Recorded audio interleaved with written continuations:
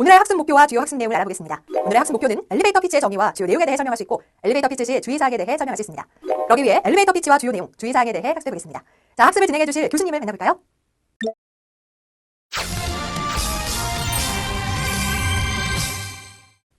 네, 이번에는 엘리베이터 피치에 대해서 설명을 좀 드리겠습니다.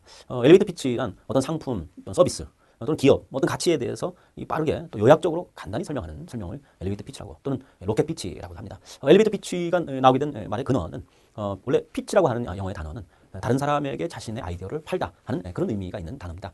그래서 엘리베이터 안에서 중요한 분을 만나게 됩니다. 예를 들면 나의 투자자, 또 내 회사에 영향을 미치는 중요한 이해관계자, 이런 사람을 엘리베이터에서 만났을 때 이 엘리베이터가 올라가는 그 순간에 자신의 아이디어를 그 사람에게 팔게 하는, 그럴 때에 얼만큼 간단하고 또 요약적으로 또 중요한 걸 다 얘기하는 그런 방법, 이런 것들을 엘리베이터 피치라고 표현을 합니다. 엘리베이터 피치는 주로 말이나 글, 비디오 형태로 전달되기도 합니다. 그래서 프로젝트 매니저나 세일즈맨, 또 정책 결정자들이 엘리베이터 피치를 연습하고 실제로 사용해서 자신의 주장을 빠르게 전달하기도 합니다. 흔히 알고 계신 맥킨지 컨설팅에서는 이 엘리베이터 피치 때에 NABC 접근법으로 해서 프로젝트의 평가, 또 프로젝트에 대한 의사결정, 이런 걸 할 때 엘리베이터 피치를 잘 활용을 하게 됩니다. 엘리베이터 피치를 이용하게 되면 창업자들에게 좋은 점은 이 기업가적 기민성, 영어는 얼러트니스라고 합니다. 이 얼러트니스를 키우는데 좋은 방편이 됩니다. 그래서 창업자들은 가급적이면은 엘리베이터 피치 연습을 자주 해 두시는 게 필요합니다. 일반인들에게도 이 엘리베이터 피치는 면접이나 또 서비스 요약, 이런 다양한 용도로 사용되기도 합니다.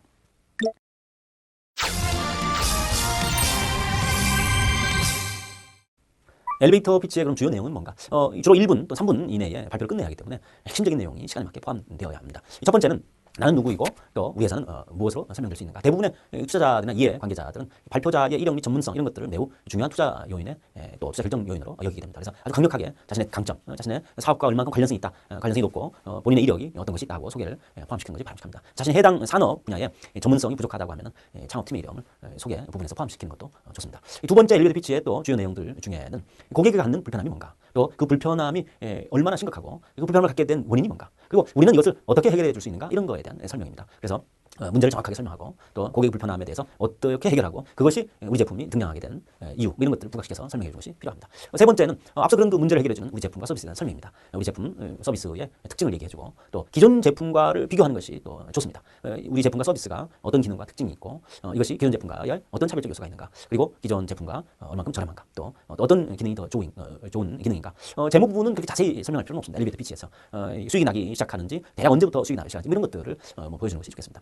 네 번째는 고객과 시장에 대한 이해를 보여주는 게 좋습니다. 제품과 서비스가 좋다면 주요 고객은 누구고, 고객의 특성은 어떻게, 어떤, 그래서 명확히 파악하고 우리가 있다, 이런 것들을 보여주기 필요하고요. 또 고객하고 더불어 시장, 산업의 트렌드와 성장 가능성, 이런 걸 설명하고, 또 주요 경쟁자에 대해서 설명할 필요가 있습니다. 주요 경쟁자의 어떤 그 프로파일, 이런 것들을 작성해서 경쟁자와 우리가 어떤 경쟁 우위에 있는가, 이런 비교 설명하는 게 좋습니다. 기타의 보조 자료를 활용하는 것도 필요합니다. 전문가의 인터뷰, 또는 증거 자료, 또 이런 것들을 도식화해서 보여주거나, 또 인터뷰의 일부 내용을 발췌해서 제시하는 것도 필요로 합니다.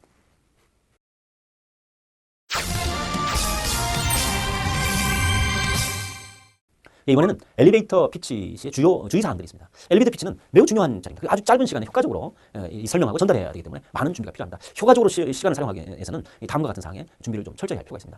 첫 번째는 제품이나 서비스를 설명하는, 너무 지나치게 자세히 설명하는 것은 바람직하지 못합니다. 이런 기회가 있다, 이런 것을 설명하는 게 중요한 거지, 제품 서비스의 기능과 특징만 부각시키는 것은 바람직하지 못합니다. 두 번째는 기존의 제품과 서비스, 이런 것들과의 차별성을 엘리베이터 피치의 핵심 부분으로 둘 필요가 있습니다. 대부분의 이제 발표자의 오류 중에는 청중들이 기존 제품을 충분히 알고 있을 것이다, 이렇게 가정하는 경우가 있습니다. 그리고 자신과 같이 발표자가 해당 분야에 전문 지식을 갖고 있는 것처럼 청중들도 그런 해당 분야의 지식을 충분히 가지고 있을 것이다, 이렇게 가정하는 경우가 있습니다. 사실은 대부분의 청중들은 기존 제품에 대해서 잘 모를 가능성도 있습니다. 그것도 그 산업에 대한 전문 지식도 가지고 있지 않을 가능성도 있습니다. 그래서 이런 걸 가정을 하고 기존 제품에 대해서 설명할 필요가 있고, 그 설명한 후에 기존 제품과의 어떠한 차별점이 있다, 이런 것을 부각시키는 것이 바람직합니다. 세 번째는 엘리베이터 피치에 고객이 누구이고 시장 규모가 얼마인지 그것을 숫자로 명확하게 설명해 주는 것이 필요합니다. 명확하지 못한 고객 규모를 단순히 추측한다든가 그럴 것이다, 이렇게 하는 것은 발표자의 생각일 뿐이지 청중들의 시장 규모를 정확하게 알 수 있는 그런 숫자로 표현하는 게 굉장히 중요하죠. 또 고객과 시장 규모를 설명하는 데는 논리적이고 객관적인 근거가 필요합니다. 그래서 이런 것들을 설명하고 또 준비해야 됩니다. 엘리베이터 피치 시의 주의사항 네 번째는 발표 준비를 철저해서 이 발표를 듣는 사람들이나 또 회사에 대해서 우리 회사나 발표자의 신뢰성을 갖게 하는 것이 필요합니다.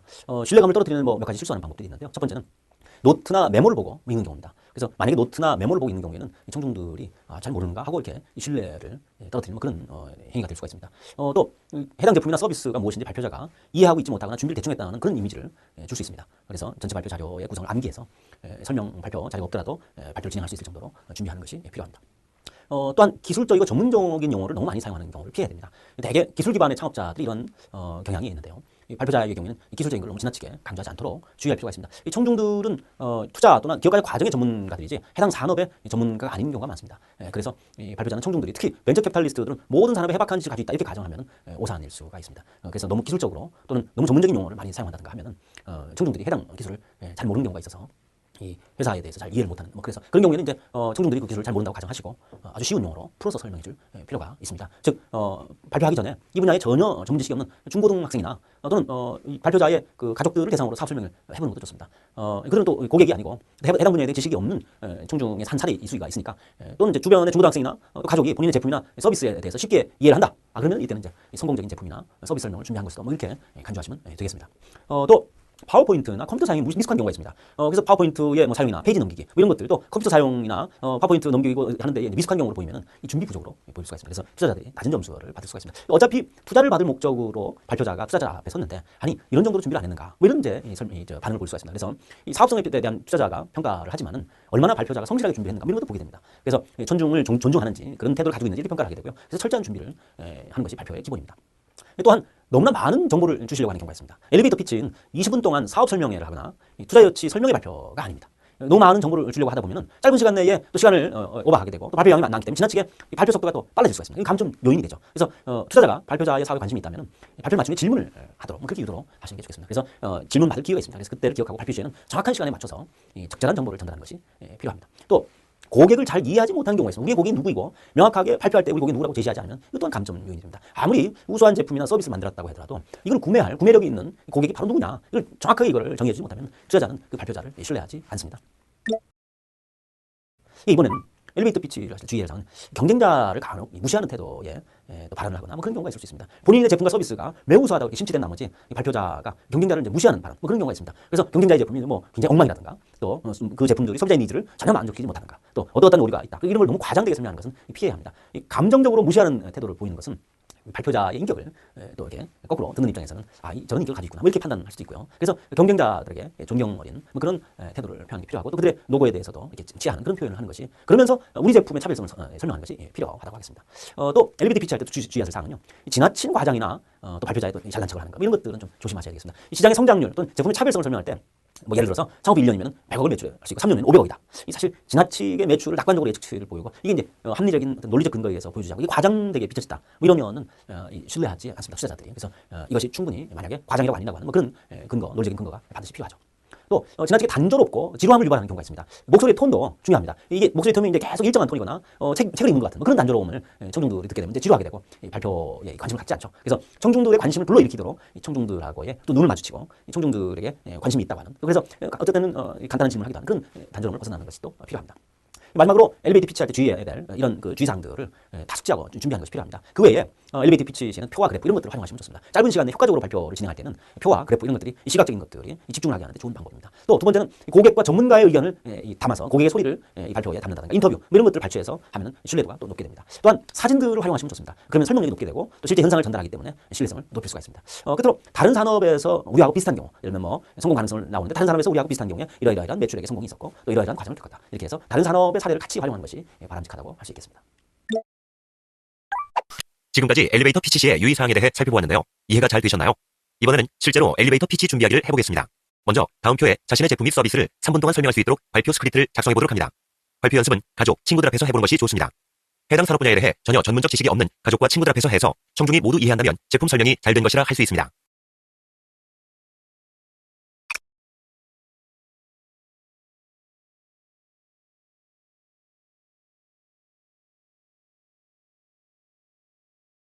다음 동영상은 3분 엘리베이터 피치를 동영상으로 만든 것입니다. 엘리베이터 피치 동영상을 보고 이러한 사항들을 평가 기준으로 하여 평가를 해보도록 합니다. 그리고 점수를 부과한 이유를 설명해보도록 합니다.